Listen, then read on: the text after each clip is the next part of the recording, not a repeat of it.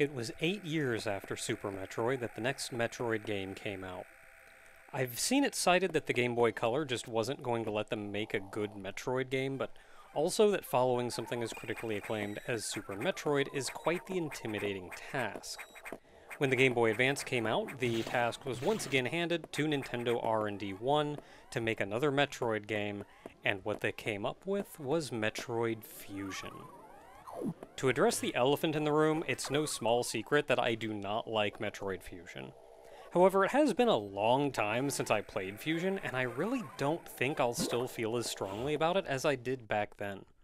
I will also gladly concede that Metroid Fusion is not a bad game, by any stretch, but it isn't what I want in a Metroid game.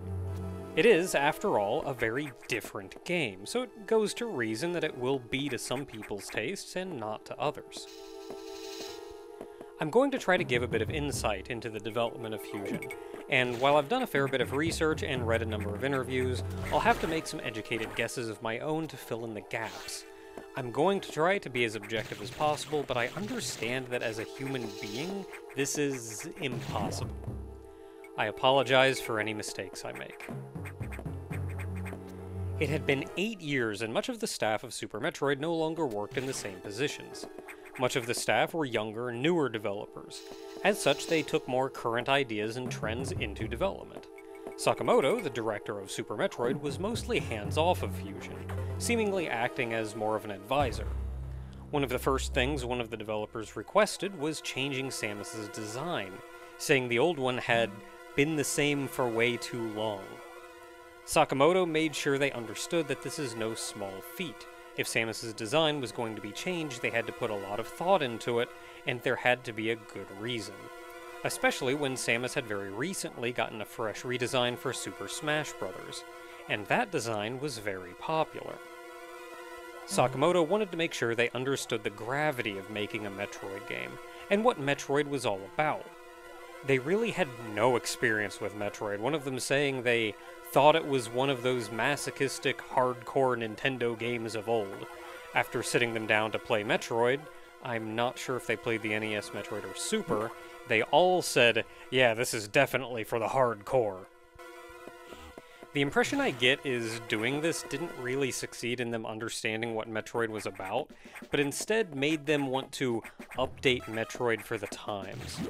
This isn't entirely unjustified, as many of the developers were more modern gamers, and the game certainly should appeal to the modern gamer, not exclusively to the old crowd.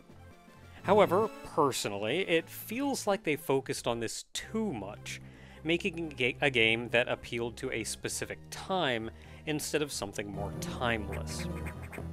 They of course wanted to make the game easier and more accessible. Two of the biggest aspects of this was greatly simplifying the controls and making it easier to know where to go.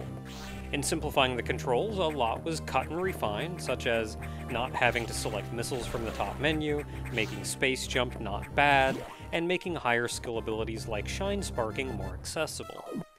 To address the map, they instead had the story guide you, letting the story dictate where you can and can't explore, and directing the player where to go. Sakamoto did say he preferred the old style, but grew to appreciate that new style once they got to work on it. They also did not cite Super Metroid's code in developing Fusion, instead using their experience and engine from their more recent game, Wario Land 4. Once I learned this, a lot of things started to make sense. This is pretty much all speculation and opinion from here on. Visually, I think Fusion does resemble Wario Land 4. It's a bit too saturated and cartoony, with high contrast. And while Fusion does try to be scary and gross, it does it in a very different way than Super. It does it in a kind of cartoony, exaggerated way, like the difference between a Wario boss and a Geiger painting. Though I'm unsure if any of this is due to hardware. I can also feel the similarity design-wise. Wario encouraged exploration, but in small, defined areas. The game is level-based, after all, a bit like Metroid 2. I feel like the developers only got a surface-level understanding of Metroid. Everything is quick and snappy because they wanted to make an action game. the SAX exists because they wanted to make a horror game, but went with more axe-murdery horror than something closer to existential horror. The game was likely more story-focused, not just for design purposes, but because including more story in games, not just as an excuse for gameplay, was becoming much bigger. Pushing story was the innovative thing to do. Samus' design also feels very of the times. The saturated, kind of organic, kind of edgy look was a fairly popular design style at the time. I also think this is when most of Metroid's story was developed. I'm willing to believe the general plot for Fusion, Zero Mission, and the manga were all made at roughly the same time. After all, the 3 prior games had an overall fairly simple story that didn't really extend any further than what was shown in-game. Since we just got out of Super Metroid, I'm sure you all have a pretty good grasp of why I liked it.